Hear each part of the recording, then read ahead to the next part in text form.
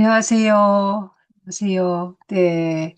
음, 반갑습니다. 이렇게 뵙게 돼서. 여기는 저녁이신가 보죠? 여기는 아침이고, 여기 지금 서울은 많이 춥습니다. 지금 영하 한 12도 정도 돼갖고, 많이 추워요. 어쨌든, 이렇게, 저는 여기 토요일 아침이고, 이 아침에 여러분들과 함께 이렇게 시간을 보낼 수 있어서 감사하게 생각을 하고, 무엇보다도 사실은 이제 이렇게 시나리타스가 워낙 중요한 주제여서 어떻게 보면 좀 딱딱할 수도 있긴 하겠으나, 제가 딱딱하지 않게 진행을 하긴 할 건데요.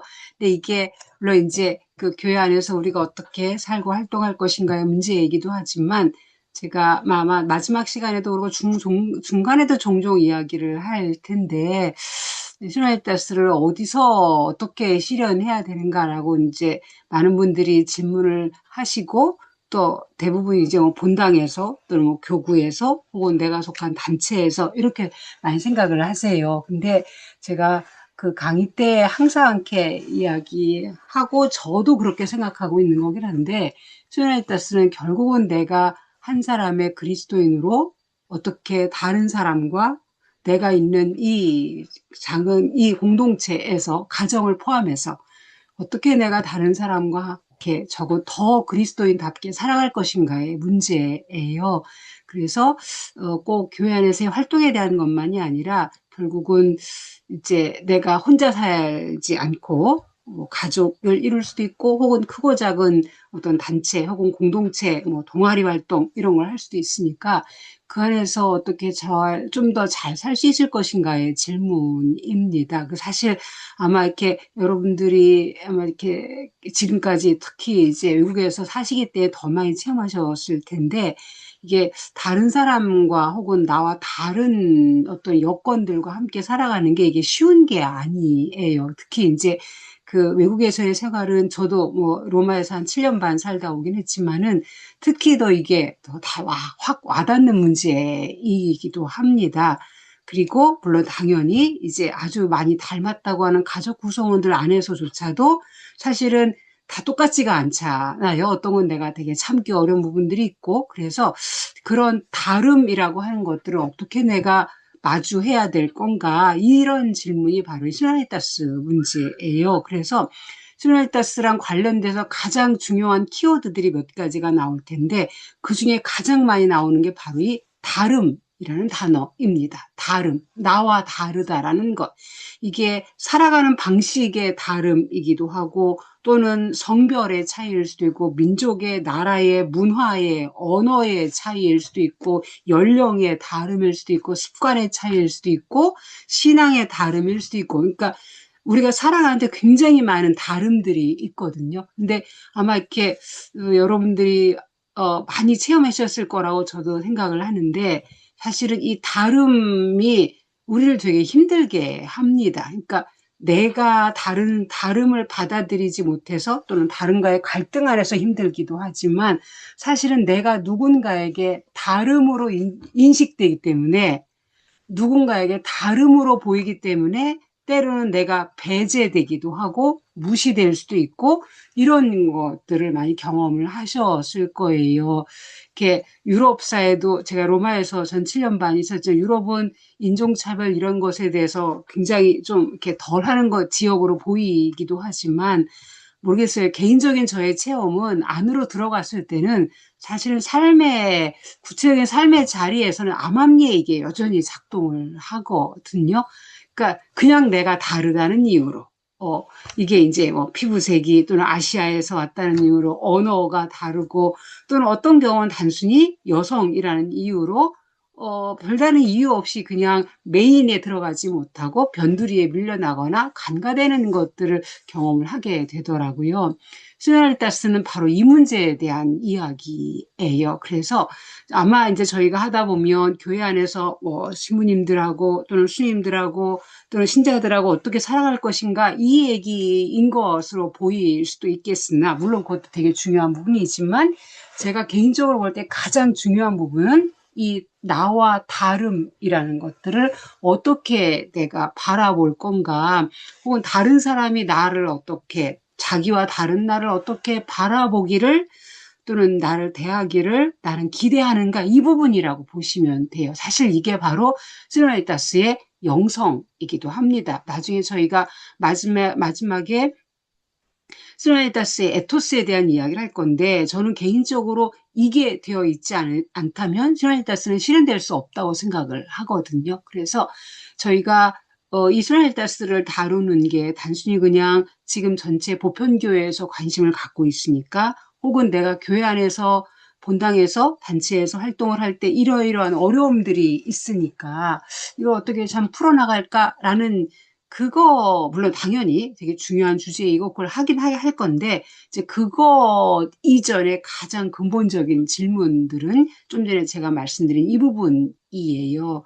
그 사실은 시노라이타스를 이야기할 때 항상 나오는 게 시노라이타스 영성 혹은 시노라이타스 에토스라는 게 뭐 우리가 보통 이제 우리말로 번역할 때 기풍 뭐 이렇게 어떤 태도 이렇게 번역을 하기도 하는데 이제 그게 가장 기본이기도 하죠. 그래서 저희가 나중에 혹은 중간중간 이 부분을 계속 짚어나갈 거긴 한데 그래서 시노라이타스를 우리가 왜 하는지 어떤 점에서 우리에게 도움이 될지 이제 이런 것들을 좀 미리 좀 말씀을 드리고 싶었어요. 그래서 이제 이렇게 저희가 시작을 할 건데, 생각보단 재미있으니까, 이게 이제, 이게, 시노라이타스 혹은 교회론 그러니까 막 딱딱할 것 같은데, 제가 딱딱하게 하지 않고 말랑말랑하게 만들어서 같이 재미있게 해나가도록 준비를 하고 또 진행을 해보도록 하겠습니다.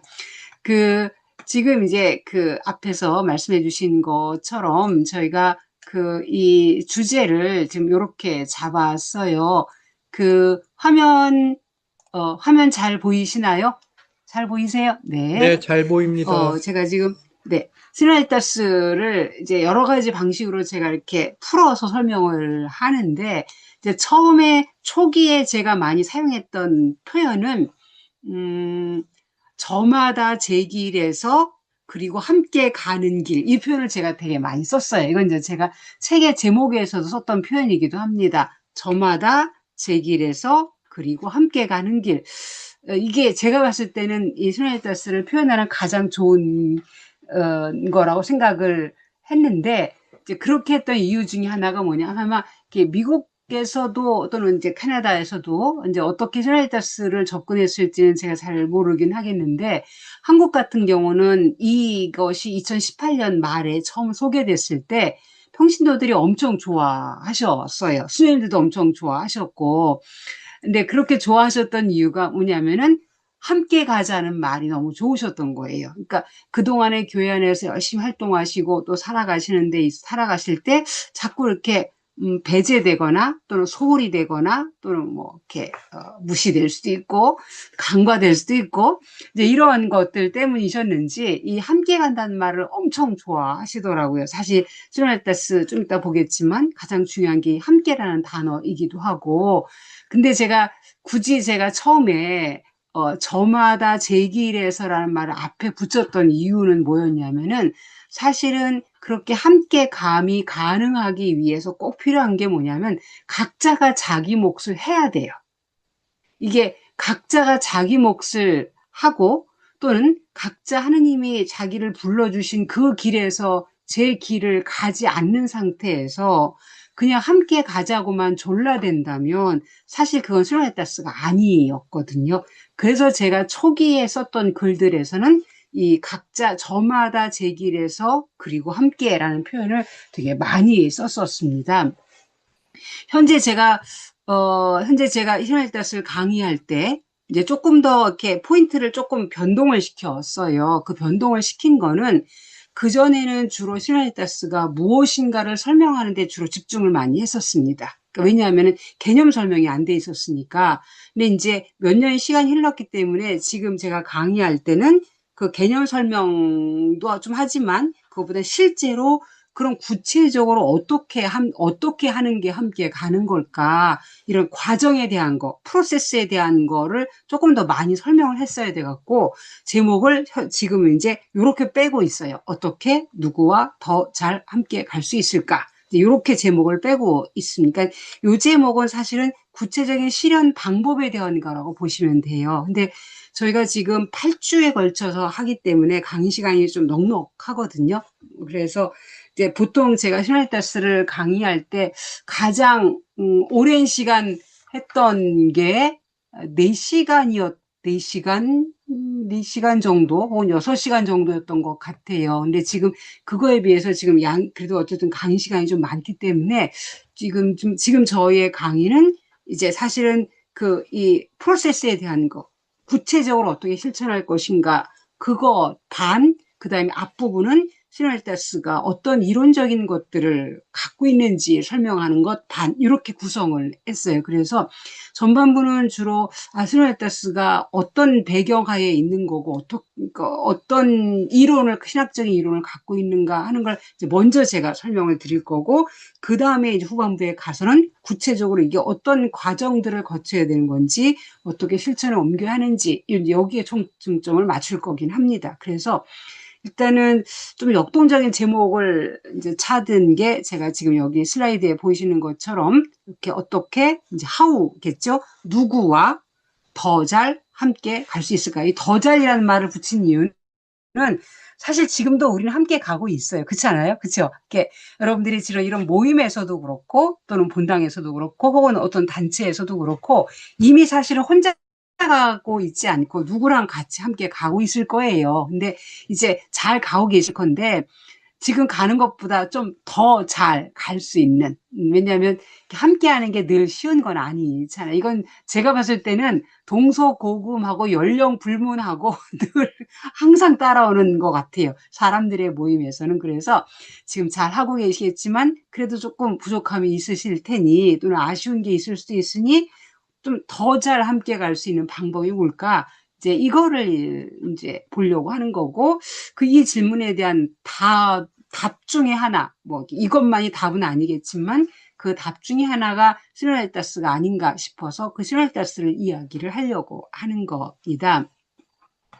그래서 이제 저희 이미 이제 프로그램이 나가기는 했을 텐데, 이제 크게 제가 어쨌든 이 8주간에 걸쳐서 이제 제목을 이제 이런 식으로 쭉 큰 주제를 이렇게 뺐어요.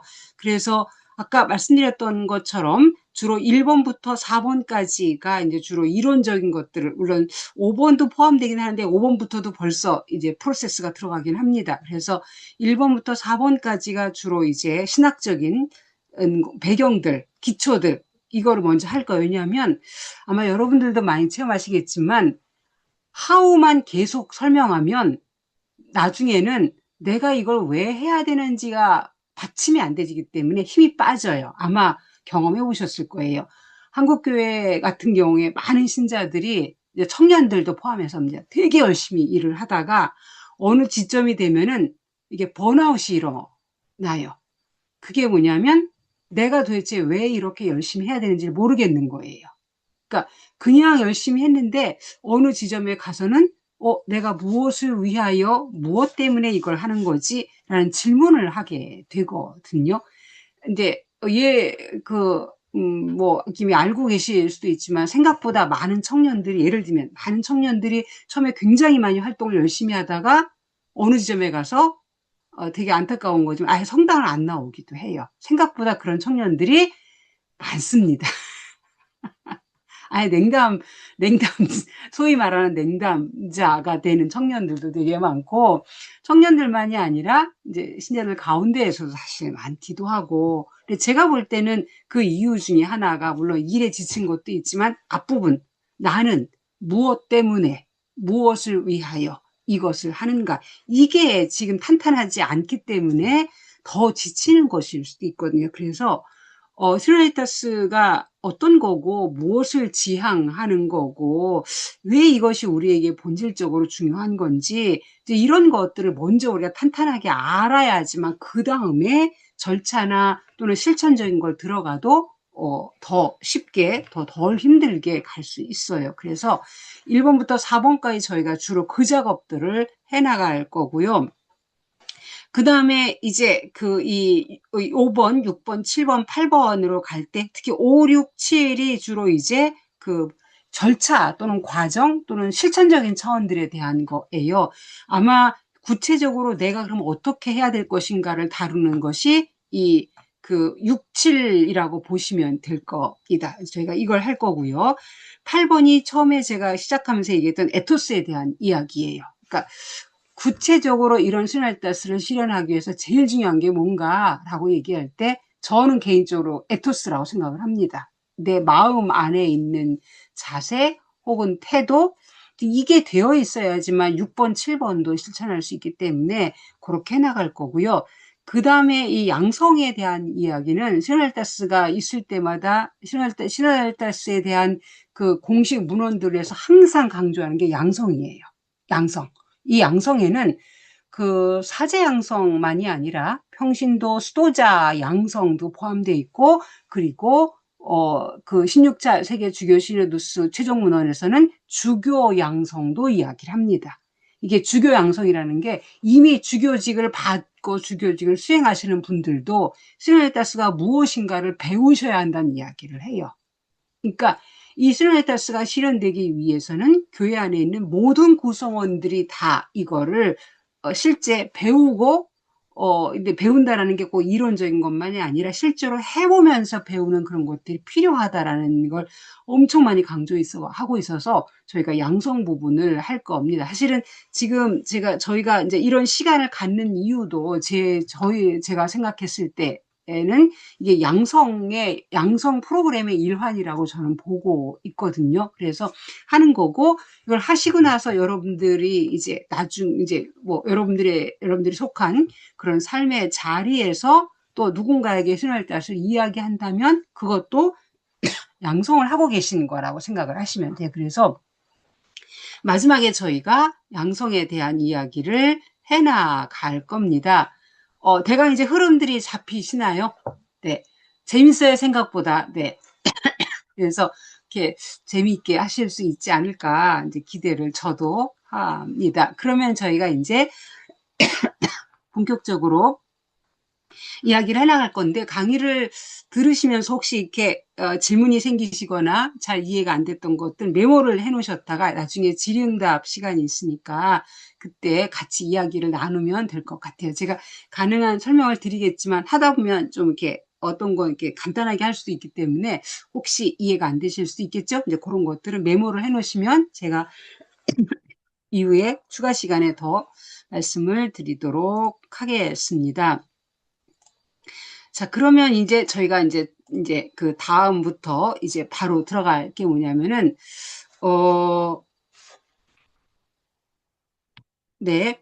이제 제가 그 일종의 도입부로 이제 제목을 다룬 게 이제 지금 여기 교회라는 표현을 썼어요. 아마 여러분들이 이렇게 공부를 많이 하신 분들이어서 뭐 이렇게 hic et nunc 이런 표현을 많이 들으셨죠? 그러니까 here and now 뭐 이렇게 많이 들으셨을 텐데 그걸 그냥 풀어놓은 겁니다. 그러니까 지금 현재 교회가 어떤 상황인 건가?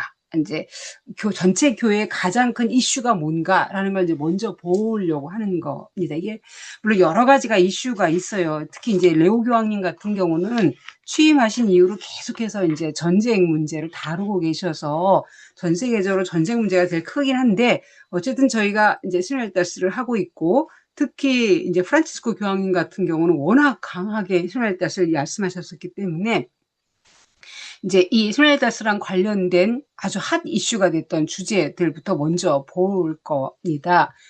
이게 아마 여러분들 중에서 이렇게 참여하신 분들도 계실 수도 있는데 2021년부터 2024년까지 그러니까 3년 동안 이제 세계 제16차 그러니까 제16차 세계 주교 시노드스가 열렸었어요. 이건 뭐 이렇게 다 알고 계실 것 같아요. 그리고 이제 이 시노드의 이 주제가 뭐였냐면 바로 시노달리타스였었습니다. 시노달리티, 뭐 야티노로는 시노달리타스 실현이었었는데, 이 주교 시노도스는 사실은 굉장히 중요해요. 왜냐하면 이 세계 주교 시노도스라는 게 어떤 거냐면은 공의회, 제2차 바티칸 공의회라고 들어보셨죠? 그쵸? 이 제2차 바티칸 공의회가 1962년부터 65년까지 있었고, 제가 좀 이따 보겠지만 공의회의 정신에 따라서 이제 1965년에 이 그러니까 교황청 안에 주교 시노두스라고 하는 게 상설 기구로 만들어집니다. 그러니까 당시에 바오로 6세의 바오로 6세의 원의에 따라서 공의회를 한 번만 하지 말고 우리가 보편교회에 중요한 일이 있을 때마다 주교님들이 함께 모여서 얘기하자. 그런 기구를 만드신 거예요. 그게 세계 주교 시노두스입니다. 이게 이제 정규회의가 있고 또는 특별회의가 있는데 중간중간 필요하면 이제 특별회의를 하기도 했었는데 2021년에 열렸던 거는 이제 정규회의입니다. 그래서 16차, 제16차 세계 주교 시노두스라고 이야기를 하는데 이 시노두스는 사실은 지금까지 열렸던 주교 시노두스하고 여러 가지 면에서 눈에 띄는 특징을 보여줍니다. 차이점이에요. 그 중에 하나가 뭐냐면 기간입니다. 이전에 주교 시노두스 같은 경우는 기간을 보통 이제 한 번 모였었어요. 뭐 예를 들면 2021년 9월에서 10월 사이에 3주, 보통 2주에서 3주 정도 열립니다. 그래서 그 3주 동안에 이제 주교님들이 모여서 토론하시고 최종 문헌 나오고 이게 보통 주교 시노두스였는데 이번 주교 시노두스의 특징이 뭐냐면 3년 동안 열립니다. 2021년부터 24년 동안 열렸었고 주교님들이 모인 것도 한 번에 끝난 것이 아니라 두 번에 걸쳐서 모이세요. 그래서 2023년에 모였고 2024년에 모여 두 차례에 걸쳐서 회의를 진행을 해서 어떤 학자들은 이제 그렇게 평가를 하게 돼요. 사실은 프란치스코 교황님이 공의회를 열고 싶으셨다. 근데 이 공의회를 열 수는 없으니까 이 일종의 이제 이런 표현을 쓰는데 공의회를 이렇게 조각을 내서 열은 거다. 이런 표현을 쓰기도 합니다. 그래서 이제 이렇게 열렸던 게 이제 가장 이제 첫 번째 특징이고 사실은 이것보다 더 중요한 특징이 있어요. 바로 뭐냐면 의제 선정 방법입니다. 그러니까 이전에 이런 주교 시노두스를 했을 때는 의제를 어떤 식으로 선정을 했냐면은 신학위원회가 있어서 그 신학위원회가 의제를 만들고 그걸 가지고 주교님들이 모여서 토론을 한 다음에 최종 문헌이 나오는 거예요. 그러니까 이 사실은 다른 사람들은 물론 주제에 대해서는 알긴 하지만 사실은 그런 의제를 결정하는 과정에 개입되질 않는 거예요. 그러니까 여러분들도 저도 일반 사제들도 일반 주교님들도 이 의제를 결정하는 과정에 들어가는 게 아니에요. 그러니까 신학자들이 초안을 만들고 그걸 가지고 주교님들이 하시기 때문에 사실은 전체 교회의 하느님 백성들은 개입을 안 한다. 거의 개입이 없다고 보시면 돼요. 근데 이번 주교 시노두스의 특징이 뭐냐면 의제 선정이 하느님 백성에 의해서 이루어졌다라는 거예요. 주교님들에 의해서가 아니라. 그 의제 선정을 하는 방법이 뭐였냐면은 전 세계 곳곳에서 있었던 시노두스입니다. 그래서 각 본당에서 혹은 교구에서 혹은 활동단체, 사도직 활동단체들에서 시노두스가 있었던 거예요. 그래서 아마 여러분들 중에서 참여하신 분들도 계실 것 같아요. 한국에서도 많은 분들이 특히 활동하시는 분들은 많이 참여를 하셨는데 이제 그렇게 이제 각 지역에서 이렇게 지역별 시노두스가 열렸었고요. 이 지역별 시노두스, 그러니까 각 본당에서 활동단체에서 시노두스 한 다음에 그 보고서를 이제 교구로 보내고 교구에서는 각 본당에서 단체에서 올랐던 걸 수합을 해서 주교회의에 보냅니다. 이제 한국천주교 주교회의 또는 미국도 마찬가지 방식을 했어요.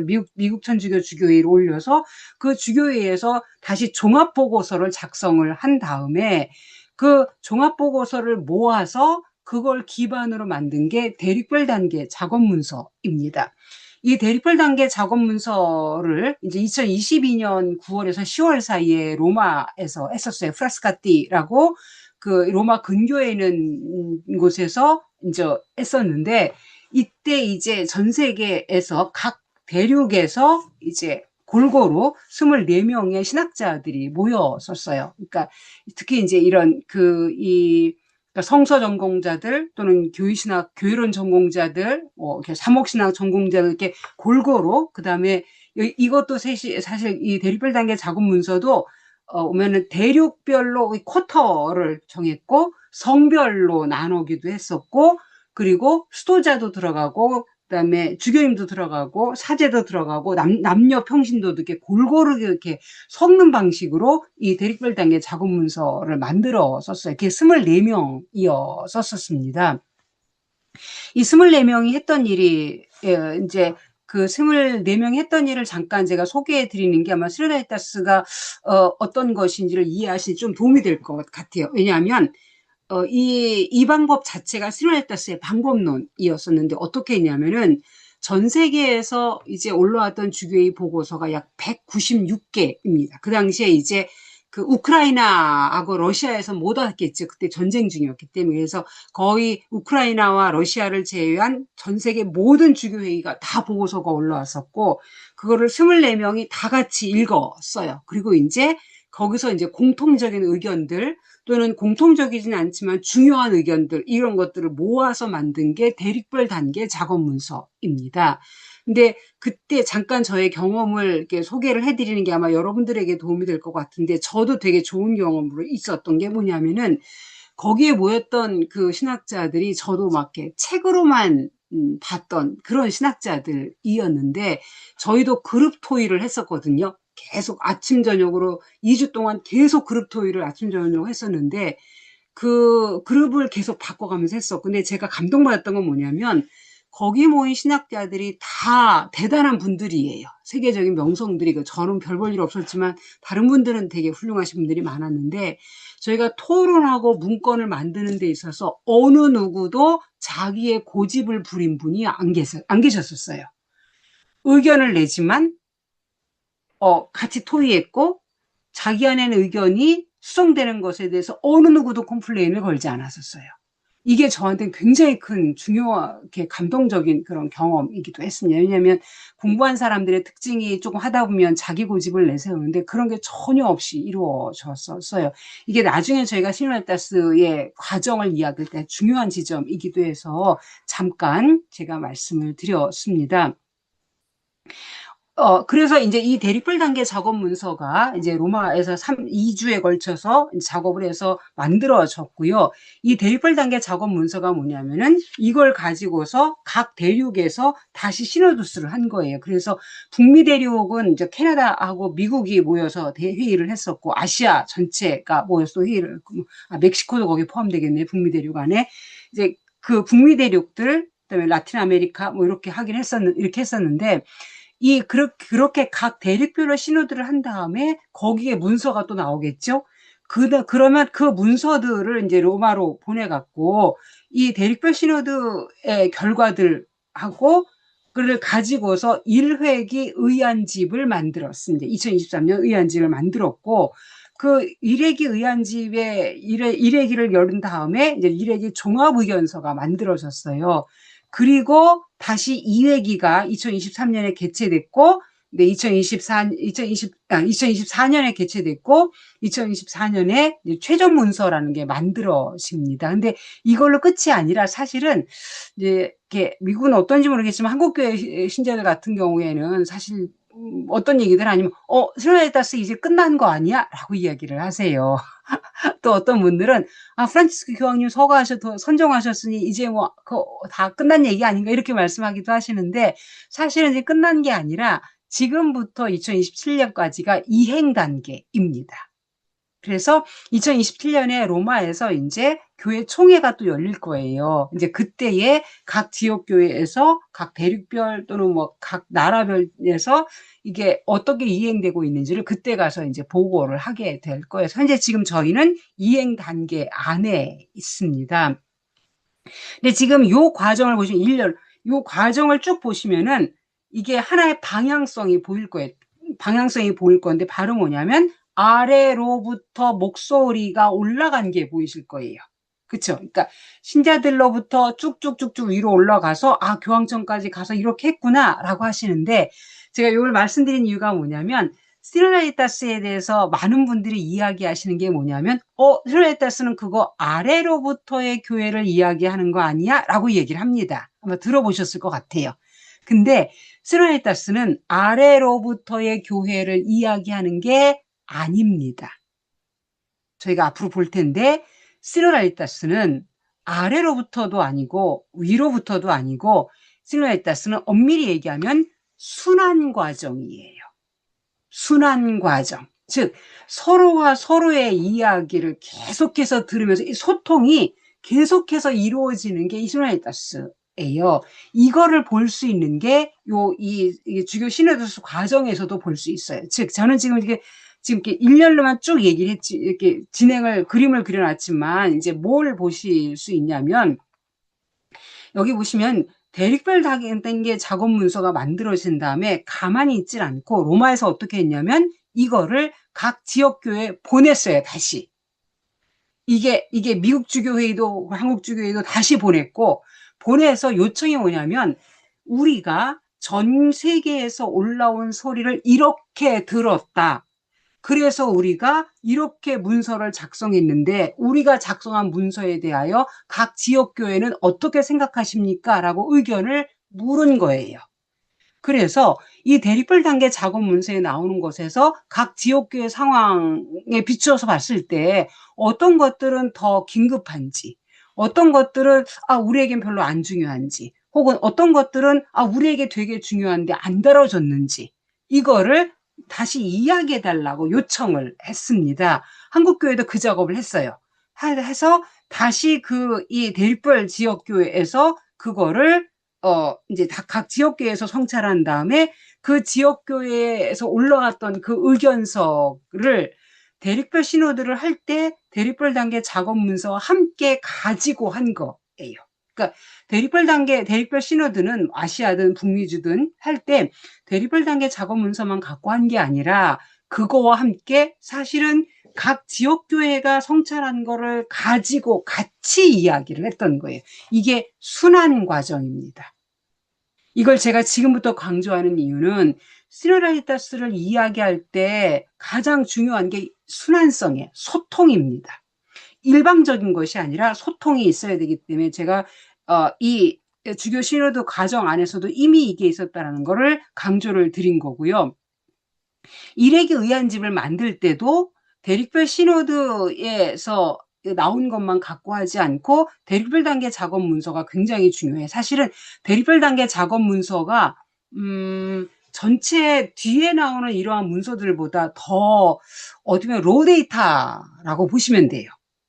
여기는 전 세계에서 올라왔던 소리들을 총 집합해 놨기 때문에 현재 이제 전 세계 하느님 백성, 전 세계에 있는 하느님 백성들이 가톨릭 교회에 대해서 어떻게 생각하고 있을까, 신앙생활에 대해서 어떻게 할 수 있을까를 가장 이렇게 다듬어지지 않는, 가장 날것의 소리를 들을 수 있는 문서가 이 대립별 단계 작업 문서입니다. 그래서 저희도 공부할 때, 시노다리스 공부할 때 항상 이 대립별 단계 작업 문서는 항상 중요한 소스로 사용을 하고 있어요. 그래서 지금 이제 저희가 이렇게 이 과정을 지금 말씀드린 이유와 이제 이렇게 이 세계 주교 시노도스가, 그러니까 시노달리타스를 주제로 열렸기 때문에 이 시노드 자체가 시노달리타스의 방법론을 쓰고 있어요.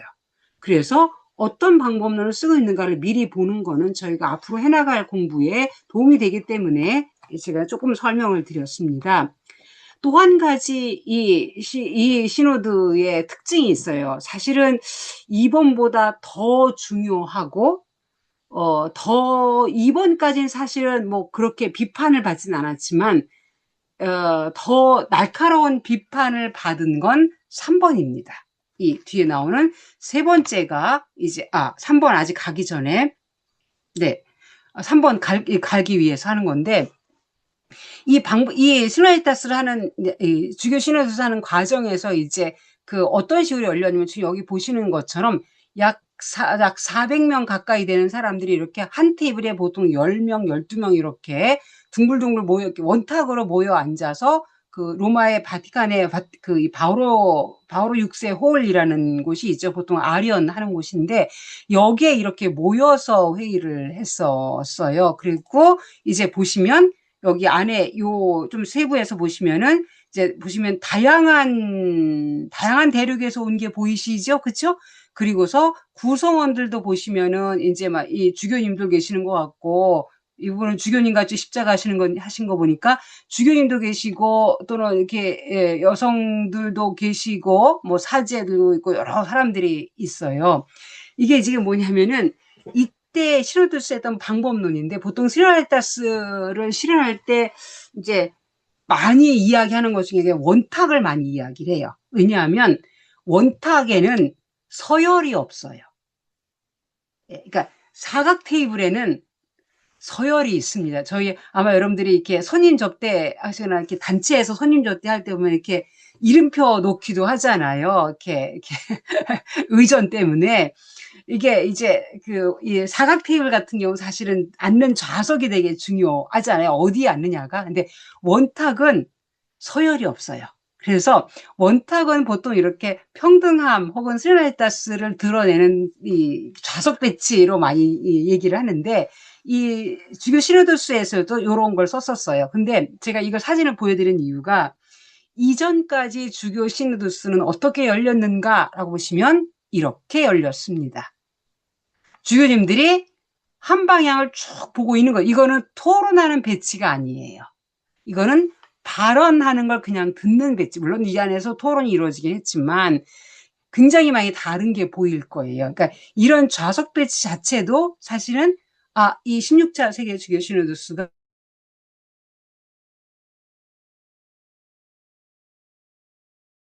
본 겁니다. 좀 전에 지금 16차 세계시노도스가 이제 가장 비판받는 지금도 논란거리가 되는 게 사실은 3번입니다. 바로 뭐냐면은 이게 주교 시노도스예요. 무슨 얘기냐면 이 기관에서 참여자는 당연히 주교님들이시고 투표권을 가진 사람도 당연히 주교님들이세요. 이전까지는. 당연하겠죠? 주교 시노도스니까. 그런데 이 시노도스의 특징이 뭐냐면 바로 참여자가 주교님만이 아니라 다양한 사람들이 들어갔다는 거예요. 여기 보시면 추기경, 주교, 사제, 수도자, 평신도라고 이렇게 되어 있을 거예요. 보통 이제 주교 시노도스 얘기지만 모든 주교인들이 참여하지는 않으시고 보통 이제 주교 25명당 대표자 1명 이런 식으로 이 비율을 정합니다. 그래서 한국교회는 그 당시에 25분밖에 안 계셔갖고 한 분만 참여하셨을 텐데 미국은 여러분들이 참여하셨겠죠. 그래서 이제 어쨌든 일종의 이제 대표자처럼 참여하시는데 이게 논란이 됐던 건 이 부분이에요. 사제, 수도자, 평신도.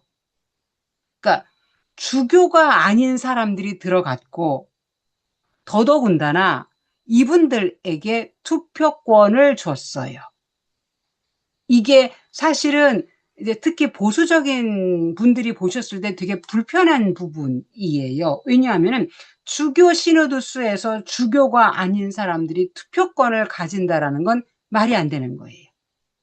이건 교회론적으로도 문제가 많았고, 근데 프란치스코 교황님이 이제 이렇게 하기를 원하셨습니다. 그 이유는 뭐냐면 여기 이제 모였던 사람들이 주교가 아닌 사람들이 4분의 1이었었죠. 여성이 54명입니다. 수도자 25, 평신도 29 이렇게 되어 있고 평신도가 43명, 여성, 남성 이렇게 포함되어 있는데 그때 이제 제가 회의 갔을 때 참여했던 어떤 수녀님이 이제 경험을 이야기를 하시더라고. 어떤 경험을 이야기를 하셨냐면 이제 이 원탁 테이블에서 처음에 첫 주에 이제 원탁 테이블에 이렇게 같이 모여 앉았었는데 어떤 이제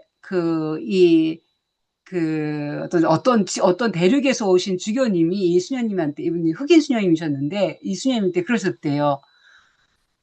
수녀님은 주교인가? 라고 질문을 하셨다는 게 불편함을 드러내시는 거예요. 이 주교도 아닌 사람이 더구나 여성이 이 자리에 이 테이블에 앉아서 이야기를 하고 있고 투표권을 가니까 되게 불편한 거겠죠. 그래서 이제 수녀님이 겉으로는 표현하지 못하고 속으로 아마 언젠가는 뭐 이렇게 속으로 말씀하시기도 하셨다는 얘기를 하는데, 그래서 첫 주는 되게 불편함을 이렇게 겉으로 드러내는 분들이 상당히 많았다고 합니다. 그런데 시간이 지나면서 한 2주 차부터는 되게 좋았다고 얘기를 하더라고요. 분위기가. 그러니까 많은 주교님이 처음에 불편하셨던 분들도 이제 되게 그런 불편함이 없는 상태에서 되게 이렇게 화기애애하게 이야기를 할 수 있었다라고 이야기를 하십니다. 어쨌든 이렇게 참여했던 분들은 물론 이제 평신도의 대표자는 아니에요. 평신도의 대표자. 왜냐면 우리가 이런 사람들을 뽑아서 보낸 건 아니니까. 근데 이건 하나의 상징적 의미였었어요. 그러니까 이 모임이 하느님 백성을 구성하는 다양한 구성원들이 참여하고 있다는 걸 보여주는 모임이었었습니다. 그런 의미에서 이렇게 했던 거죠. 그래서 아마 16차 세계 주교 시노도스의 가장 어떤 거의 혁신적인 그런 요소는 바로 그 주교가 아닌 사람들이 투표권을 가지고 참여했다는 것일 수 있을 거예요. 자, 그래서 지금까지 저희가 이야기한 것 안에서 이제 보신다면 어떤 방법론을 볼 수 있느냐, 이제 제가 정리를 해놓은 겁니다. 바로 첫 번째가 뭐냐면 대화입니다. 12명, 13명 이렇게 그룹들끼리 대화를 했었고 그 그룹 안에서 다양한 사람들이 모이는 거예요. 교회 안에서 신분, 주교, 사제, 남녀, 평신도들 또는 성 또는 민족, 문화, 연령, 직업, 비가톨릭 그리스도인도 참여를 했고 비가톨릭 그리스도인도 투표권을 가졌어요.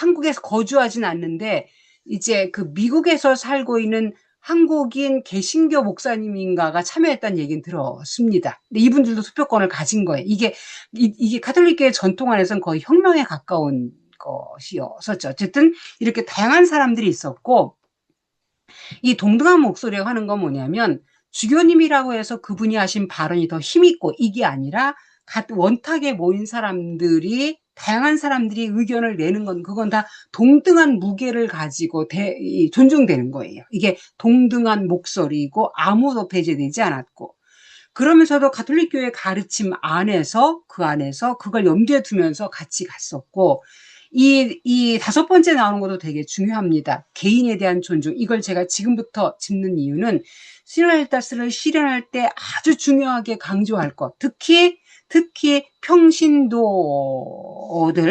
그리고 특히 여성, 제가 특히란 말을 자꾸 쓰는 이유가 대륙별 단계 작업 문서를 할 때 전 세계에서 가장 많이 언급되었던 단어가 2개가 있습니다. 거의 모든 주교의 보고서에서 항상 언급됐던 단어가 2단어가 있는데 상상이 되실지 모르겠는데 하나가 뭐냐면은 여성입니다. 거의 모든 주교의 보고서에서 뭐라고 얘기하냐면은 교회 안에서 활동하는 사람들의 대다수가 여성임에도 불구하고 여성들은 교회 안에서 의사결정 과정에 참여하지 못하고 있다. 여성들의 삶과 경험들이 그들이 받은 은사가 존중되지 못하고 있다는 이야기가 놀랍게도 거의 모든 주교의 보고서에서 볼 수 있습니다. 한국교회 보고서는 당연히 있고 이스라엘 보고서, 뉴질랜드, 오스트리아 또는 유럽, 미국을 포함해서 거의 모든 보고서에서 등장을 해요. 여성들에 대한 이야기. 또 한 가지가 뭔지 혹시 상상이 되시나요? 성직주의입니다. 이것도 거의 전 세계 모든 보고서에서 언급되고 있어요. 예. 그러니까 이제 이런 게 나올 때 사실은 이제 이렇게 간과되고 있는 사람들이 이제 시노달타스에서는 존중받아야 된다고 이야기하는데 그 이유가 뭐냐면 그분들의 개인의 역사. 지금 이제 저도 그렇지만 여기 계신 분들도 그렇고 사실은 우리 모두가 다 개인의 역사를 가지고 계시잖아요. 그렇죠? 이게 그 외국에서 산다라는 것 자체가 사실 힘들고 외국에 산다는 것만이 아니라 한국에 살았어도 다 우린 저마다의 개인 역사를 갖고 있잖아요. 그 개인 역사는 힘들 수도 있고 좋을 수도 있고 사실 그 개인 역사는 동시에 구원의 역사이기도 해요. 구원의 역사란 이야기는 나의 그 개인의 역사 안에 그러니까 개인 역사가 구원 역사가 분리되는 게 아니라 내 개인의 역사 안에 하느님이 어떻게 함께 하셨는가 이걸 이야기하는 게 구원의 역사거든요. 이것에 대한 존중입니다. 왜 여성이 혹은 장애인들이 혹은 어떤 소수민족이 배제되어서는 안 된다고 이야기하냐면 그들 개개인의 삶 안에도 하느님께서 활동하셨기 때문이에요. 그래서 존중받아야 한다라는 거예요. 이분들이 존중받아야 되는 이유는 너무 단순해요. 그러니까 이게 하느님이 주교나 교황님이나 사제나 수도자들의 삶 안에서만 활동하시는 것이 아니라 평신도들 안에서도, 장애인들 안에서도, 어린아이 안에서, 청년들 안에서도 그들의 삶의 역사 안에서 하느님이 함께 하시면서 이끄셨기 때문에 그들의 삶의 역사 안에도 하느님의 말씀이 새겨져 있다라는 겁니다. 그래서 존중해야 된다는 이야기예요. 이게 시노달리타스를 이야기할 때 왜 우리가 서로 존중해야 되는가, 왜 경청해야 하는가의 이유입니다. 너무 단순해서 우리가 잊고 있는 것 중에 하나입니다. 그래서 뒤에 5번째 나오는 개인의 역사와 실제 삶의 경험에 대한 존중을 이렇게 이야기를 하는 거고, 그리고 이 방법론은 저희가 나중에 이야기를 할 텐데, 이제 항상 기도로 준비를 해요. 나중에 저희가 성령 안의 대화라는 걸 이야기를 할 텐데, 기도 안에서 준비를 했고, 듣고, 나도 말하고, 그러니까 기도 안에서 듣고, 경청하고, 말하고, 기꺼이 배우려고 하고, 또 말만 막 하는 것이 아니라 침묵을 지킬 줄도 아는 거. 이런 시간. 그리고 이제 함께 식별하는 거. 요런 것들이 이 시노도스에서 있었는데, 지금 이게 다 시노달리타스의 방법론이에요. 이거를 저희가 이제 그 후반부에 들어가면서 점점 구체적으로 하나하나 다루게 될 겁니다. 그러니까 제16차 세계 시노도스는 이제 이 시노달리타스가 무엇인가를 실제로 이 주교님들의 또는 이제 하느님 백성들의 모임 안에서 우리가 확인할 수 있었던 거라고 보시면 돼요. 자, 이제 저희가 지금부터 본격적으로 하면은 시노달리타스가 무엇인가를 보도록 하겠습니다. 이 시노달리타스가 아마 이제 지금쯤 되면은 이제 많은 분들이 기본적인 개념들을 알고 계실 것 같긴 한데, 이제 그래도 하나하나 기초부터 해나가는 게 저희 이제 코스의 그 방법이니까, 용어부터 좀 볼게요. 이게 이제 우리가 알고 계시는 것처럼 시노달리타스는 시노두스에서 온 단어이고, 시노두스는 함께라는 뜻을 가진 신이라고 하는 접두사하고 호도스, 길을 의미한 거죠. 이 두 단어가 합쳐진 거예요. 보통 그래서 이제 시노도스 그러면 함께 가는 길이라고 이야기를 해요. 이건 이제 알고 계시죠? 이 정도는 뭐 기본으로 알고 계실 거예요. 근데 시노달리타스는 그 시노두스에다가 이제 형용사가 시노달레이고, 여기에 따스라고 하는 라틴어에서 이제 어떤 성격, 특성을 가리키는 접미사가 있는데 그게 붙은 거가 바로 시노달리타스예요. 그럼 이게 어쨌든 함께 가는 어떤 특성을 가리키나 보다라고 보시면 되고, 이제 하나 저희가 볼 건 뭐냐면은 근데 왜 갑자기 시노달리타스에 대해서 얘기하지? 이건 좀 짚을 필요가 있겠죠. 그러면 언제부터 시노달리타스에 관심을 가지게 된 건가? 물론 이제 가장 폭발적 관심을 불러일으켰던 거는 2015년에 프란치스코 교황님 연설입니다.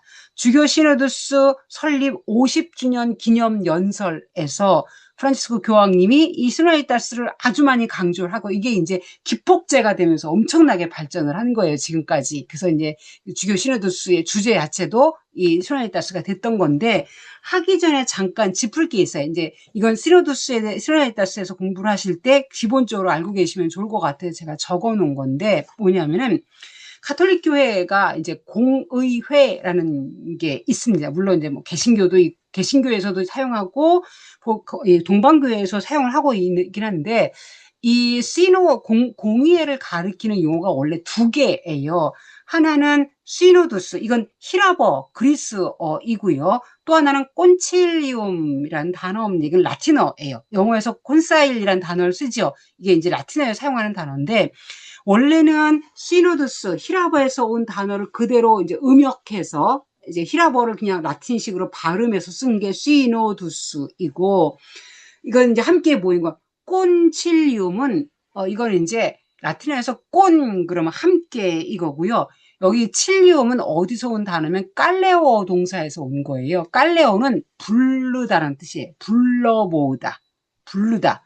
그래서 칠리움, 그럼 불러 모음이라는 의미가 있습니다. 그러니까 시노도스는 함께 가다라는 역동성이 좀 있는 거고요. 콘칠리움은 불러 모은 회의라는 의미가 좀 들어가 있어요.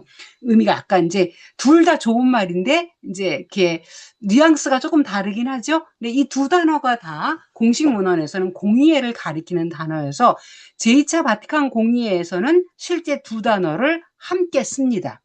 근데 이게 언제부터 가톨릭 교회에서는 분리가 일어나냐면은 바오로 6세가 특히 이제 주교 시노도스라는 기관이 설립되고 하면서 두 용어를 분리시키는데 어떻게 분리시키냐면은 콘칠리움은 말 그대로 공의회에 한정해서 쓰게 돼요. 그러면 콘칠리움과 시노도스의 차이가 뭐냐면은 콘칠리움에서 결정된 것은 법적 효력이 있어요. 즉 지켜야 돼요. 그러니까 공의에서 결정된 것은 전체 보편교회가 지역교회가 그것을 따라야 할 의무가 있어요. 반면에 시노도스는 법적 효력이 있지는 않아요. 예를 들면 주교 시노도스에서 뭐가 결정이 됐다 하더라도 각 지역교회에서 어떤 주교님이 그거는 우리 교구에는 실정이 맞지 않아. 그럼 안 해도 돼요. 이게 이제 자문이라고 이야기합니다. 컨설트의 개념인 거예요. 그래서 자문의 성격이 있는 거예요. 그래서 그러니까 이게 법적 효력이 없는 자문의 특성을 갖는 걸 시노도스라고 이야기하고 법적 효력이 있는 거를 콘칠리움이라고 이야기를 합니다. 이게 지금 제가 미리 이야기하는 거는 사실 이게 이 시노달리타스에서 되게 중요한 지점이 돼요. 왜냐하면은 이제 한국교회 같은 경우에 이제 지금까지 많은 교구에서 시노도스를 했거든요. 근데 이제 신자들하고 이야기를 해볼 때, 신자들이 이제 많이 말씀하시는 게 뭐냐면, 시노도스를 한다 그래갖고 열심히 이야기를 하셨다라는 거예요. 근데 하고 나서 아무것도 안 바뀐다라는 거예요. 분명히 내가 열심히 얘기했는데, 그래서 보고서도 엄청 좋은 문헌이 나왔어요. 멋있는 말로. 근데 아무것도 변하지 않더라. 그러니까 나 이제 더 이상 말하기 싫어. 이렇게 되는 거예요. 이제 그렇게 되는 이유 중에 하나가 시노도스가 자문의 성격이기 때문입니다. 이거는 교구 시노도스만이 아니라 본당 사목협의회도 자문의 성격이에요. 이게 사실은 나중에 저희가 후반부에서 다루게 될 이게 자문을 어떻게 이해할 것인가랑 관련이 있어요. 왜냐하면 전 세계에서 나왔던 보고서가 뭐냐면 이제 우리 본당에 우리 교구에 사목협의회 또는 사목평회가 있다라는 거예요. 근데 문제는 뭐냐면 우리가 다 같이 모여서 회의하면 뭐냐라는 거죠. 결국은 본당 신부님이 혹은 주교님이 하고 싶은 대로 하더라. 그러면 내가 굳이 열심히 가서 이야기할 필요도 없고, 그러니까, 그럴 할 마음도 없고, 이렇게 된다라는 거예요. 그러니까, 자문의 성격을 가졌다는 것 자체가 사실은 시노달리타스를 오히려, 더 실현할 수 없게 만든다라는 거예요. 그리고, 우리도 그렇잖아요. 내가 낸 의견이 반영되고 변화가 있으면 신나지만, 열심히 얘기했는데 아무 변화가 없으면 하고 싶지도 않잖아요. 이제 이러기 때문에 사실은 시노달리타스의 과정에서 이 자문의 과정을 어떻게 볼 것인가 되게 되게 중요합니다. 그래서 저희가 나중에 그 부분을 다루게 될 거예요. 어쨌든 지금 제가 미리 시노도스와 콘칠리움의 차이를 지금 미리 말씀을 드리는 거고요. 이제 이런 상태에서 공의회가 끝난 다음에 이제 학계에서는 공의회 문헌에서 사용되지 않지만 이제 신학 안에서 등장하는 용어가 콘칠리아리타스 또는 시노달리타스라는 용어가 등장을 합니다. 그러니까 이미 공의회가 끝난 다음에 학문적인 영역에서는 두 단어가 쓰이긴 했어요. 근데 구분은 별로 없는 상태긴 했는데 어쨌든 두 단어의 공통적인 특징은 뭐냐면 이 공의회라는 게 가톨릭 교회가 나아가야 할 바를 혹은 가톨릭 교회가 마주하고 있는 문제를 함께 모여서 토론하고 결정하고 실행에 옮기는 거잖아요. 그러니까 가톨릭 교회 교황님이 계시지만 교황님 혼자 가는 게 아니라 우리가 모두가 함께 가는 거야. 라는 게 이제 공의의 정신이거든요. 그래서 그러한 함께 가는 교회됨을 표현할 때 이제 콘칠리아리타스 그다음에 시노달리타스 두 개의 용어를 사용을 했던 거예요. 근데 그렇게 많이 학문적으로 발전하지는 않았었습니다. 용어의 구분도 잘 안 됐었고 또 한 가지 밑에 나오는 거는 이제 2차 바티칸 공의에서 아마 여러분들이 들어보셨을 수 있는데 주교단이라는 게 있어요. 주교단. 이 주교단은 전 세계의 주교님들이 교황님과 하나 되어 있는 거. 이거 우리가 주교단이라고 이야기를 하거든요. 그 주교단이 이제 콜레지움 에피스코포룸이라고 이야기해서 또 이제 이 콜레지움 에피스코포룸에서 나온 게 이제 콜레지알리타스라는 게 있어요. 이것도 이제 교황님이 주교님들과 함께 가는 거구나라는 걸 표현하는 거예요. 그러니까 공예가 끝난 다음에는 시노달리타스, 콘칠리아리타스, 콜레지알리타스 이런 용어들이 막 혼재해 있었던 거예요. 그러다가 이제 이게 학문적으로 정말 확 발전했던 게 사실은 2015년 프란치스코 교황님의 연설이 작동을 하게 될 겁니다. 그러면 이제 저희가 이제 본격적으로 본다면 시노달리타스가 어떤 의미가 있는가? 일단은 저희가 이 시노달리타스에 대한 이게 그 정의입니다. 시노달리타스가 도대체 뭐냐? 한마디로 정의해라. 한마디로 정의하기 어렵지만 어쨌든 이게 공식적인 용어 의미입니다. 일단 저희가 보고 진행을 하면은 시노달리타스는 하느님의 백성인 교회의 생활 방식과 활동 방식의 특성을 가리키는 거다. 자, 여기 지금 제가 색깔을 달리는 이유가 뭐냐면 시노달리타스는 사실은 하우에 해당하는 거예요. 어떻게 교회 안에서 살 것인가, 어떻게 교회 안에서 활동할 것인가, 그 방법에 대한 겁니다. 그 다음에 교회에 대한 설명이 나오는데 교회는 함께 걸어가는 데에서 회합에 모이는 데에서 모든 구성원들이 복음화 사명에 능동적으로 참여하는 데에서 자신이 친교라는 걸 구체적으로 드러내고 실현한다. 말이 좀 어렵죠? 이거는 저희가 앞으로 뒤에 이제 다음 주에 하게 될 교회에 대한 특성을 이야기할 때 더 저희가 설명을 드릴 건데 일단 여러분들이 확인해야 될 거는 시노달리타스는 교회 안에서 살고 또 교회 안에서 활동할 때의 방식에 대한 거구나. 일단 이것만 이 상태에서는 짚어놓으시면 좋을 것 같습니다. 그 다음에 짚을 거는 왜 그러면 시노달리타스에 대해서 지금 이야기를 할까? 이것도 사실은 이야기할 필요가 있어요. 하나 짚으려고 해요. 뭐냐면 그러니까 시노달리타스의 그 신학적인 베이스는 제2차 바티칸 공의회입니다. 특히 제2차 바티칸 공의회의 교회 헌장하고 계시 헌장이 가장 중요하거든요. 저희가 공부할 때 그 두 개의 헌장을 계속 가지고 들어올 건데 왜 그러면 2차 바티칸 공의회는 이제 시노달리타스의 근거가 되는 그런 신학적인 것들을 이야기했을까? 공의회 자체가 문제의식을 갖고 있었어요. 그걸 저희가 정리하는 건데 뭐냐면 아마 여러분들이 체험하는 것일 수도 있는데 공의회까지 특히 이게 처음부터 그랬던 건 아닌데 특히 2000년대 그러니까 중세 이후로 특히 종교개혁 이후로 가톨릭 교회에서 강화된 모습이에요. 가톨릭 교회가 둘로 나눠져 있는 거예요. 성직자들과 평신도로. 이게 이분화된 교회입니다.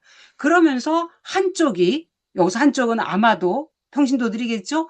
소외되거나 혹은 배제된이라는 거는 물론 교회 안에 속하고 있지만 실제 교회 안에서 무언가를 결정할 때 관여하지 못하고 주도권은 항상 교계 제도가 갖고 있고 평신도들은 그냥 순종하기만 되는 구조를 이야기를 하는 거예요. 이거는 모든 신학자들이 공통적으로 짚는 내용입니다. 예를 들어서 어떻게 분리되어 있느냐. 가르치는 교회와 배우는 교회. 여기서 가르치는 교회는 성직자들을 가리킵니다. 배우는 교회는 평신도들이에요.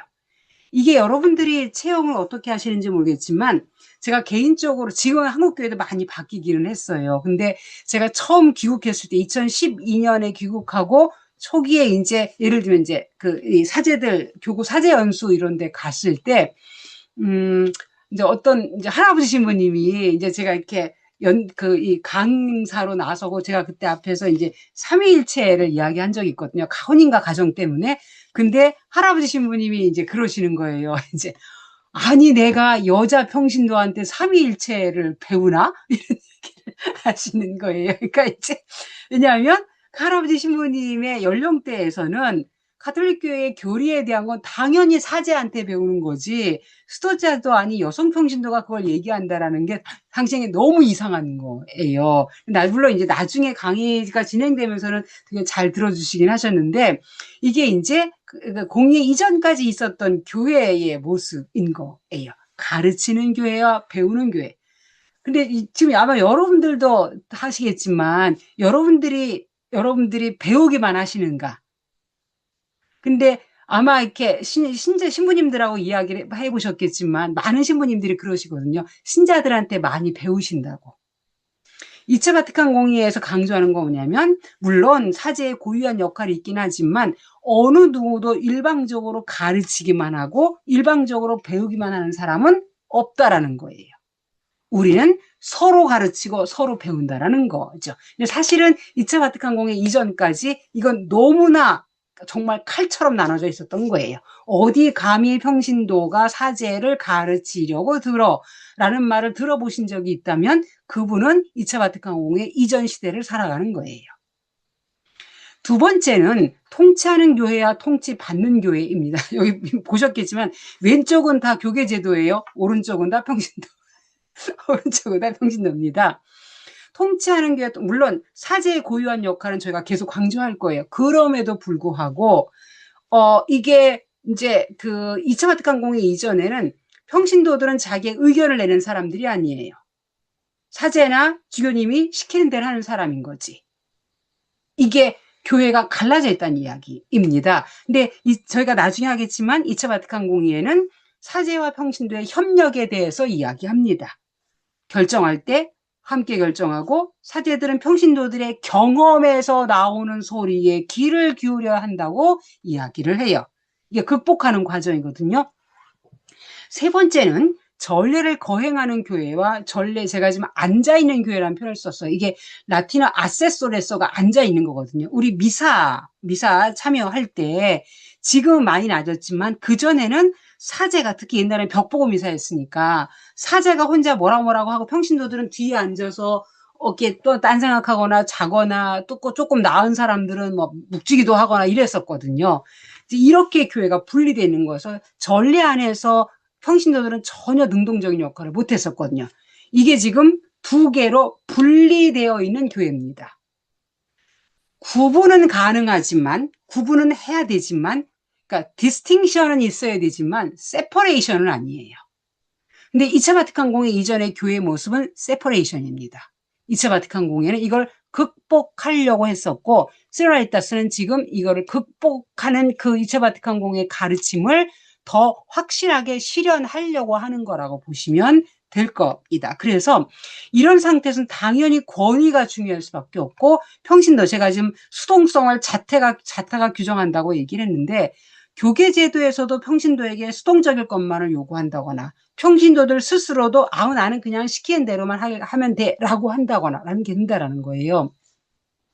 제가 한번 이제 이 평신도에 대한 강의를 여러 번 한 적이 있었는데, 언젠가 뭐 언론인 대상으로 한 적이 있습니다. 근데 그 언론인의 정말 우리나라에서 이제 주요 언론사에 계시는 뭐 PD들도 계셨고, 이렇게 중요하신 분들이 많이 오셨었는데, 신자분들이, 제가 2시간 동안 평신도에 대해서 강의한 다음에 어떤 분이 엘리베이터에서 혼잣말로 이렇게 하시는 거예요. 저도 탔었는데, 그분이 뭐라 그러셨냐면, 모를 때가 좋았어 라고 하시는 거예요. 왜냐면 시키는 대로 할 때가 편했다라는 거죠. 근데 2차 바티칸 공의회는 평신도들에게 당신들의 시키는 대로만 하면 되는 사람들이 아니에요. 당신들도 당신들의 삶의 경험에서, 그 경험에서 하느님께서 알려주신 그 지혜들, 그거를 교회를 위해서 나눠달라고 요청을 하는 거죠. 그러니까 어떻게 보면은 이제 자꾸 할 게 뭐가 있으니까 이제 뭐 이렇게 좀 부담스러우셨을 수도 있긴 하겠죠. 바쁘기도 하니까. 어쨌든. 그래서 이제 2차 바티칸 공의회는 바로 이런 것들을 극복하려고 했던 겁니다. 또 한 가지 지적할 거는 세상과 분리된 교회입니다. 이것도 나중에 중요한 부분이에요. 뭐냐면, 공의 이전까지 가톨릭 교회가 세상에 대해서 가졌던 태도는 뭐냐면 이거예요. 우리는 진리를 알고 있어. 니네는 진리를 모르지. 니네는 구원받아야 될 사람들이야. 그러니까 내가 선포하는 진리를 니네는 믿어야 돼. 라고 이야기하는 거예요. 이건 되게 이제 이거는 그 공의회 때도 많은 신학자들이 이야기했었는데 강압적이고 고압적이고 자기가 진리의 담지자인 것처럼 자부하면서 세상에 있는 사람들을 무시하는 거죠. 그리고 복음은 선포하는 거예요. 지금도 복음 선포라는 말을 쓰긴 합니다. 예수님이 선포하라고 했으니까. 근데 그 방식에 있어서 상대방의 말을 귀담아 듣고 이해하고 공감하고 그러면서 함께 가려고 하는 게 아니라 상대방이 어떤 처지에 있는지 관심 갖지 않고 정말 내가 제일 잘났어. 이거죠. 이런 태도를 가지고 복음을 선포하는 게 2차 바티칸 공회 이전 태도였었거든요. 근데 이제 2차 바티칸 공회 이후에는 대화로 바뀝니다. 2차 바티칸 공회의 방법론의 키워드는 대화입니다. 이 대화는 스리라이타스에서 키워드이기도 해요. 저희가 엄청 많이 강조를 할 겁니다.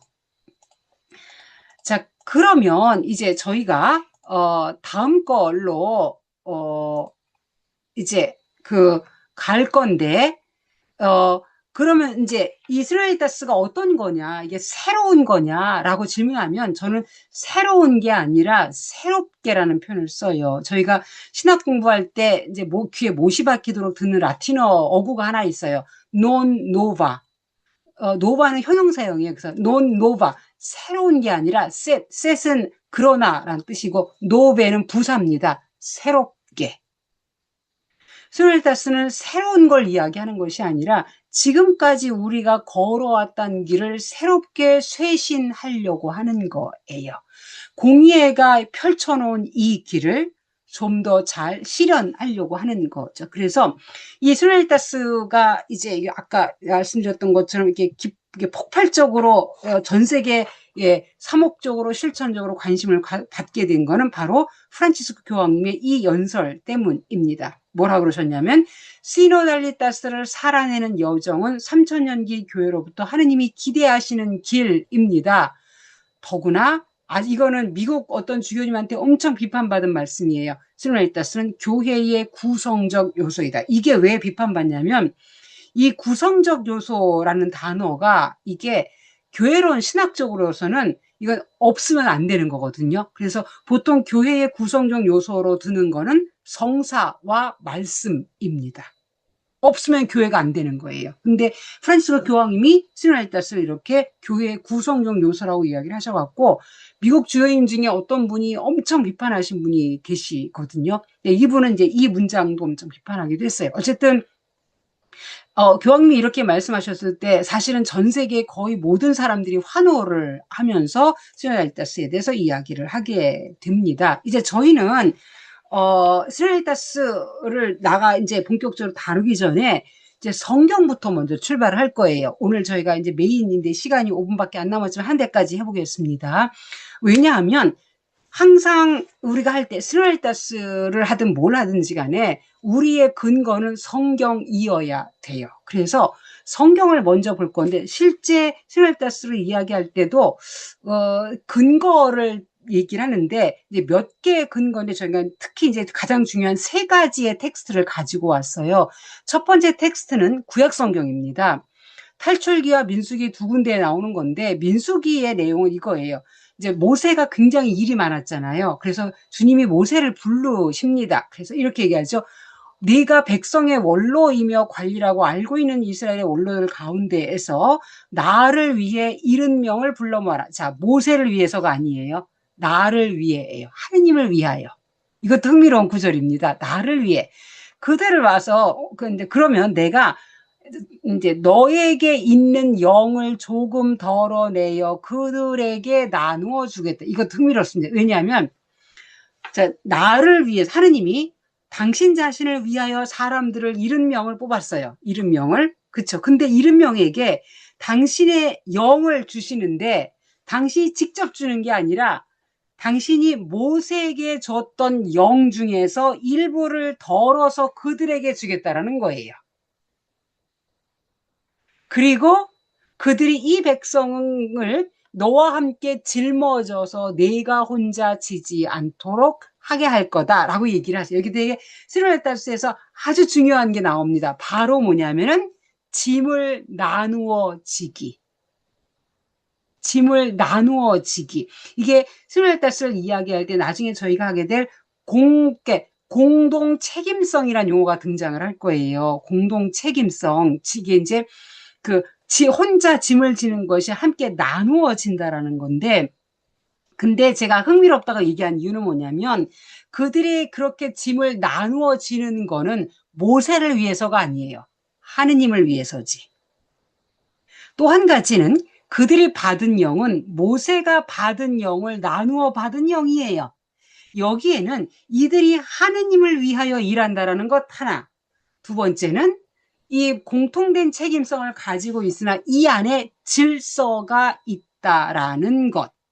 이것도 중요해요. 제가 이걸 짚는 이유는 여러분들이 교회 안에서 일을 하실 거예요. 그쵸? 이게 예를 들면은 이제 이렇게 어떤 걸 결정할 때 의견을 낼 수 있잖아요. 그 의견을 예를 들면 아주 예를 들면 뭐 이렇게 분당 사목협의회에서 내가 의견을 내요. 의견을 내면은 그 의견을 낸다는 건 두 가지 의미가 있어요. 첫 번째는 의견을 내는 건 내가 나한테 의견을 물어본 그 사제 신부님을 위해서 내는 게 아니에요. 하느님께 봉사하기 위해서 하는 거예요. 이걸 먼저 짚으셔야 돼요. 나는 사람에게 봉사하는 게 아니라 하느님에게 봉사하는 거다. 이게 명확하셔야 돼요. 안 그러면 사람에게 매입니다. 첫 번째. 두 번째는 그럼에도 내가 하느님 안에서 일을 하고 있으나 분명히 교회 안에는 질서라는 것도 있다라는 것. 이것도 짚으셔야 돼요. 제가 이걸 강조하는 이유는 생각보다 많은 평신도들이 하느님을 위해서 일한다고 생각하지 않고 어떤 수녀원을 위해서 혹은 어떤 신부님을 위해서 일한다고 생각을 하세요. 제가 만났던 예를 들면 한국계 평신도들 가운데에서 이렇게 얘기하세요. 나 오늘 수녀원에 봉사가라고 얘기를 하세요. 틀린 말은 아니지만 저는 그게 평신도의 품위를 살리는 표현이라고 생각하지는 않습니다. 수녀회가 내게 하느님을 위하여 일할 수 있는 기회를 줄 수는 있으나 근본적으로 내 봉사의 대상은 수녀원이 아니라 하느님이에요. 이게 명확해야지만 건강한 관계가 성립될 수 있어요. 지금 저희가 본 이 텍스트는 그 부분을 너무 잘 보여주는 텍스트입니다. 그래서 아마 이건 여러분들이 교회 안에서 일하실 때도 꼭 기억해 주셨으면 좋겠어요. 스멜다스를 이미 구약 성경 안에서 아주 명확히 보여주는 텍스트입니다. 또 한 가지 텍스트가 이제 이게 보통 스멜다스 할 때 아주 중요하게 다루는 텍스트인데 저희가 성경 구절 다 읽지는 않을게요. 이제 읽으려고 했는데 시간이 부족해서 이미 여러분들이 아실 것 같아요. 사도행전 15장 내용 혹시 알고 계시나요? 이방인으로서 그리스도인으로 세례받은 사람들에 대하여 보수파에 속하는, 그러니까 유다인들이 아주 보수적인 부유다인들이 그들이 할례를 받아야 한다고 주장을 하는 거예요. 논쟁이 벌어지는 이야기입니다. 기억하시겠죠? 그런 그 싸움이 막 일어났고 그래서 이제 결국은 안티오키아인가 거기서 논쟁이 벌어졌었고 그래서 결국은 바오로하고 이제 바오로를 포함해서 몇몇 사람들이 예루살렘에 와서 예루살렘에서 이제 첫 번째 교회 총회가 열립니다. 맥락은 이런 거였는데 그 요지가 뭐냐면은 이제 6절에서 이렇게 얘기해요. 이방인으로서 그리스도인이 된 사람들의 할례 문제를 논하기 위해서 사도들과 원로들이 이 문제를 검토하기 위해 모였다. 저희가 이 텍스트 나중에 또 분석할 건데 이제 다 모입니다. 7절, 11절에서 베드로가 연설해. 이 베드로 연설 내용은 그 앞에 뭐가 나오냐면은 14장에 꼬르넬리오 얘기가 나와요. 혹시 아시나요? 그 네기퉁이 보재기에 짐승들 있고 먹어라 안 먹어라 실갱이를 하다가 이 베드로가 꼬르넬리오 집에 가서 이제 세례를 베풀고 성령이 오셨던 이야기 있거든요. 그거를 베드로가 이야기를 해요. 그리고 그의 말을 온 회중이 듣고 잠잠해졌고 이어서 바오로가 연설합니다. 바오로 연설은 뭐냐면은 하느님이 이민족들 가운데서 어떻게 기적을 행하셨는지를 설명을 해요. 그 다음에 야고보가 연설을 하는데 야고보는 이 회중들 가운데에서 야고보는 사실은 가장 보수적인 사람 중에 한 사람입니다. 아마도 할례를 강력하게 주장했었을 걸로 보이는 사람이거든요. 이분이 이걸 다 들은 다음에 성경 말씀을 가지고서 해석을 합니다. 그러니까 베드로와 바오로의 이런 이야기들을 듣고 성경 말씀에 비추어서 자기의 의견을 내면서 이들에게 할 일을 강요하진 않고 뭐 이렇게 이방인들에게 신에게 바쳤던 고기에 대한 규정들 이런 것들은 이야기하자 이런 이야기를 해요. 그 다음에 22절에서 사도들과 원로들이 온 교회와 더불어라고 이야기를 해요. 자, 지금 여기 스르헬다스에 관련된 것들이 아주 많이 등장합니다. 뭐냐면은 어떤 문제를 결정하기 위하여 다 같이 모여서 검토했다라는 것. 첫 번째. 두 번째는 이게 나중에 식별과 관련돼서 중요한 부분이에요. 뭐냐면은 식별을 사람들은 내가 눈을 감고 기도하면 하느님이 번개치듯이 나한테 당신 뜻을 알려주는 거라고 생각하시는 분들이 계시거든요. 물론 하느님이 그렇게 말씀하실 수 있지만 하느님은 꼭 그런 식으로 활동하시는 건 아니에요. 식별할 때 결국은 성령께서 어떻게 활동하셨는지를 보는 건데 성령께서 활동하시는 일반적인 방법은 두 가지입니다. 하나는 사건입니다. 사건, 경험. 아까 제가 계속 경험 얘기했잖아요. 경험. 그래서 베드로의 경험, 바오로의 경험, 베드로가 겪었던 사건, 바오로가 겪었던 사건을 이야기를 해요. 사건, 경험. 두 번째는 말씀입니다. 야고보가 이 경험들을 말씀에 비추어서 해석해요. 그 다음에 결정할 때 사도들끼리만 결정하는 것이 아니라 보시면 온 교회와 더불어입니다. 이게 중요해요. 지금 이 이야기가 스르헬다스랑 관련돼서 가장 모델로 등장하는 텍스트예요. 나중에 저희가 또 언급할 거지만 이미 성경에 이것이 있다라는 걸 보여주기 위하여 제가 이 구절을 갖고 왔고요. 마지막에 이것도 나중에 봐야 될 구절인데 뭐냐면은 보고입니다. 이게 주교님들이나 사제들이나 사실 이 보고라는 말을 듣면 되게 불편해요. 왜냐하면 보고라는 게 뭐냐면 내가 왜 이런 결정을 내렸고 내가 왜 이렇게 했었고 그리고 왜 어떤 결과가 나왔는지를 신자들에게 알려주라는 얘기거든요. 이게 보고예요. 근데 보고란 단어가 사실 등장을 해요. 최종 신호도 문헌에. 근데 이걸 들었을 때 생각보다 많은 이 성직자들이 불편해 합니다. 내가 왜 평신도들에게 일일이 다 보고를 해야 돼요? 라고 얘기를 하거든요. 그런데 성경은 이미 보고에 대해서 이야기를 해요. 그게 바로 뭐냐면 베드로 이야기입니다. 베드로가 할례받지 않은 사람들 집에 가서 음식을 먹은 것에 대해서 할례받은 신자들이 막 비판을 합니다. 그럼 어떻게 그럴 수가 있느냐? 그럴 때 이제 베드로가 내가 왜 그렇게 했는지를 설명하기 시작합니다. 그 당시 베드로는 교회 안에서 가장 지도자의 가장 존경받는 인물이에요. 근데 이 베드로가 난 예수 직접 본 사람이야. 내가 하겠다는데 뭔 소리야? 라고 하지 않고 설명합니다. 이거는 스루아리타스 할 때 아주 중요한 요소 중에 하나예요. 나중에 저희가 스루아리타스 과정 설명할 때 또 한 번 이 텍스트를 분석할 건데 지금 미리 이야기를 하는 거예요. 그래서 지금 저희가 여기 그 18절에 이제 회중이 잠잠해졌다고 이야기를 합니다. 지금 저희가 이제 세 개의 텍스트를 봤어요. 이제 그러니까 이게 민수기도 보고 사도행전 15장 11장도 봤는데 이미 지금 이 세 개의 텍스트 안에 저희가 앞으로 하게 될 스르헬다스에 관련된 이론적인 것들, 실천적인 것들이 다 들어있다고 보시면 돼요. 그러면 이제 저희가 이제 남은 게 삼위일체론적 근거인데 요거는 시간 때문에 아마 다음 주로 미뤄야 될 것 같기는 해요. 그때 가서 뭐 오히려 잘 될 수도 있어요. 교연장이랑 연결시킬 수 있으니까 그때가 설명을 드릴 거고요. 일단 오늘은 여기까지 하려고 해요.